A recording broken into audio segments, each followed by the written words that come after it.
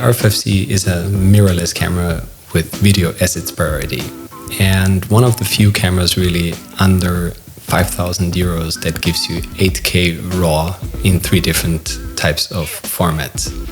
But is it the hybrid camera that we wanted from Canon for such a long time?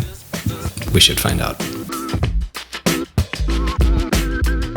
Hey guys, my name is Patrick and I'm a photographer here in Salzburg in Austria, and this is my hands-on review of the Canon R5C.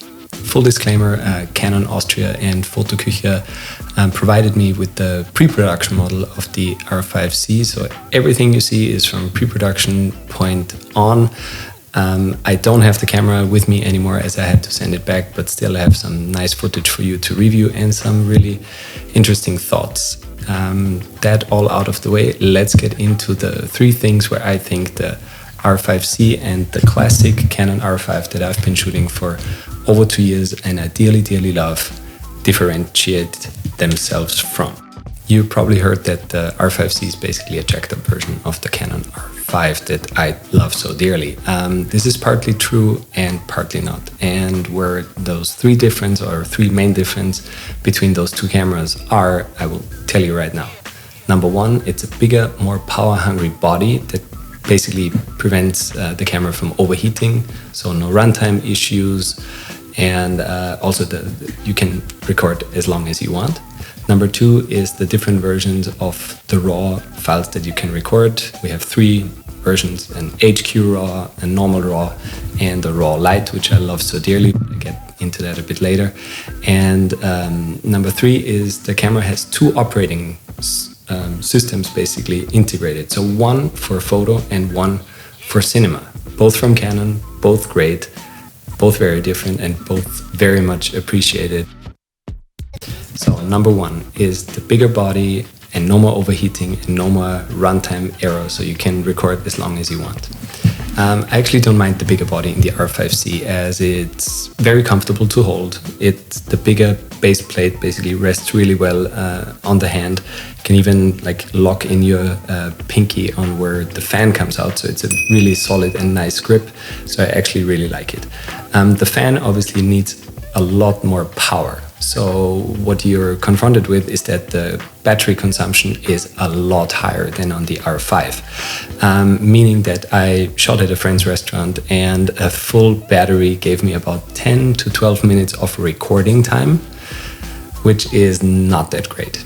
But having said that, there is a workaround. Basically, you can buy an external battery, and there is one from Anker. I think it's the PT version, and you connect it via USB-C directly to the camera, and it basically gives you 4 hours of runtime, and you can shoot the 8K RAW in 60 frames with that. So if you don't mind carrying around an extra battery and plugging it into your camera, you're good to go. And also the battery is like 120 euros, which is basically the same as a normal Canon battery. So not that big of an issue. And also with taking pictures, I didn't mind that the body is bigger. It also sounds nicer when you hit the shutter button on the photos, which I really loved. And the body is a little less weight than the actual R5. I think it's because there is no in-body stabilization, so this part is taken out and it actually reduced the weight of the R5. So I don't mind the bigger body at all. And number 2, the different 8K RAW shooting modes. We have HQ, normal RAW, and RAW Lite. Compared to the R5, where you only have one RAW option, I especially love the RAW Lite version because it actually expands your shooting time or recording time on the already very expensive CF Express cards drastically. So compared from 12 minutes in HQ to 30 minutes in RAW Lite, which is plenty enough for me, is a big difference. But if you're totally into perfect color grading and you want this special RAW HQ, please just invest in very high storage capacities, CF Express cards that can run you up to, I don't think 1,000 euros. But if you don't, and you're like me, RAW Lite is the way to go. It gives you 12 bit raw light in 8K, and the footage is just downright gorgeous. What I love is I don't color grade a lot, so I basically just put it into my computer, set the raw settings to BT709 and CLOX3, and you're good to go. Maybe add some contrast and the picture looks just very cinematic, just the way I like it. And if you still want to go down in the rabbit hole of color grading, you can do this perfectly. One thing with the raw light, and I would have loved this feature in the R5C, would be if you can shoot raw light in 4K only. So to even more reduce the file size, because 4K is more than plenty for me. But Canon told me that in order to shoot raw, the camera needs to use the whole sensor. So for the R5C and the R5, it will still be 8K in RAW, not 4K. What Canon is doing, they are bringing out a firmware update for the Canon C70, which only shoots in 4K, shoots in 4K, and there will be RAW light available as of, I think, mid of March. And I'm really excited to try this. The R5C uses the same sensor as the R5 with its dual pixel CMOS sensor, and has a dual native ISO as well. So let me check on my sheet. It's 800 and 3200 ISO with CLOG3, and 400 and 1600 if you shoot in BT709. I'm a big fan of dual native ISO. The noise, even in the higher ISO, is just great and perfect for my use. And the only thing I have to say is the autofocus when it comes to 8K and in 4K 120 frames with Canon is a bit lacking. Let me specify. The 8K, when I shot it in my friend's restaurant, it was under very dim circumstances, not too much light. The people were moving fast, and the 8K was having trouble holding focus, and so did the 4K 120 frames, where you lose the possibility to do autofocus for faces and eye, which I still don't understand. Canon, please put it in the cameras. It has to be there with cameras like this. I think still the autofocus worked quite well, but I would have wished it would have been a bit better. In the shooting, I used the 50 millimeters 1.2 lens, the RF lens here, and also the 100 millimeter RF macro lens. And I have to tell you, shooting 8K with a macro lens of food is stunning. You can crop in so far, you can see things you cannot see with the naked eye, and I just really loved it. Other shooting modes on the R5C are XF AVC, so all known from the Canon C70.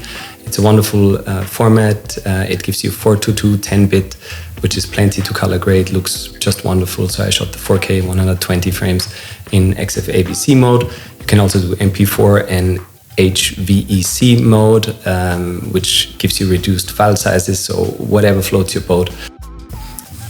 Speaking of the footage that I shot at my friend's restaurant, here's a little montage. I hope you enjoy it.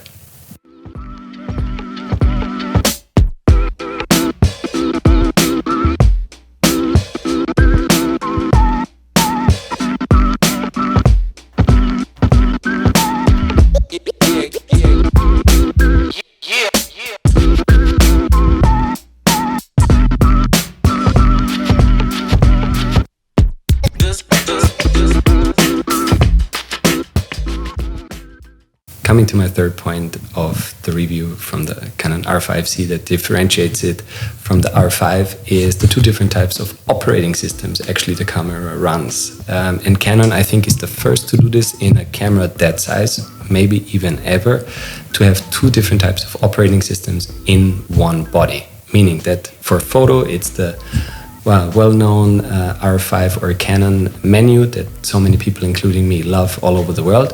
And for video, you have a button where you can switch it on the top. It's the Canon Cinema menu. The Canon Cinema mode gives you false color, waveform monitor, LUTs, time code, and one of the biggest things for me is the shutter angle. So you can set it to 180 degrees and you're good to go. If you don't know what that means, It's just the easiest way to set the correct shutter so that you have no flickering lights. So that is a huge plus. It's very intuitive. It gives you everything that you need in a cinema camera. It's also, if you're not used to it, it's very easy to get to know, like the photo version of the menu. And I just love it. And also when you shoot directly, the monitor gives you all the information that you need. You get zebras, you get focus peaking, you get everything you actually need. So this is what I would have loved to already have in the R5. Maybe Canon, you can put it in to a firmware update, but who knows. A downside, or a little downside to those two different operating modes is if you switch from photo to video or from video to photo, the camera has to reboot the whole system, and it takes you about 8 seconds to go from one to the other. For me, that is not the biggest issue, because you anyway know if you're gonna shoot video first or photo first, and in those rare circumstances where you don't know which you want to do, just take a second camera. I think this is the easiest way. So not a big issue for me, but a huge point that there are two operating systems and two different menus. I also tried out the R5C with the Ninja V Plus as an external monitor. I did not record on the monitor, but I used it. The feeling of it was equal to the R5 with the Ninja. I love how it works together. It gives you a much wider field of view, which is much appreciated when you shoot in 8K. Also, if you shoot in 8K in the tiny monitor, I don't know who has done it before, but it doesn't even come close to what you see on your big screen or in editing, obviously. But so have a look into a bigger monitor. There is no IBIS in the R5C in general, not for photo, not for video. I tried it, it's not a big deal for me. I have a really steady hand. There is no wobbling when it's shooting video, which probably a couple of you know it can be an issue if there is the IBIS and the stabilization of the lens. If they don't work together properly, you get a wobbling effect in the image.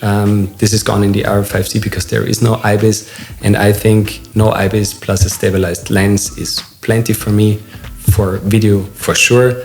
In photo, I didn't test it too much because I think it's just really the same as the R5. I don't even mind the bigger body, as said before. The shutter sound is different, which I like more in the R5C, which is funny. But other than that, photo is just great. And the fact that you can have like basically a cinema camera in that size and have a photo camera that shoots 45 megapixel, beautiful raw images that I came to love so dearly. I think it's just wonderful. Canon claims that the R5C is between the R5 and the C70. I don't agree at all, because the R5 and the R5C both shoot in full frame. The C70 does not. So I think the R5C is just a cinema version that is on its own position, and that's totally fine. If you're a photographer first, then maybe you should consider buying the R5 and an external monitor that gives you a bit more of professional options that can still make you very, very happy. And maybe the tinier body of the R5 fits more into your lifestyle. But really, for everyone who wants basically a tiny cinema camera plus that really amazing photo capabilities with 45 megapixel images, then the Canon R5C definitely hits the right spot for you. That's it for me today. If you like this video, consider subscribing, hit the like button, hit the bell, do whatever you want. I would really appreciate it. Send me a comment, send me questions, do the Instagram thing, whatever. Until next time, bye-bye.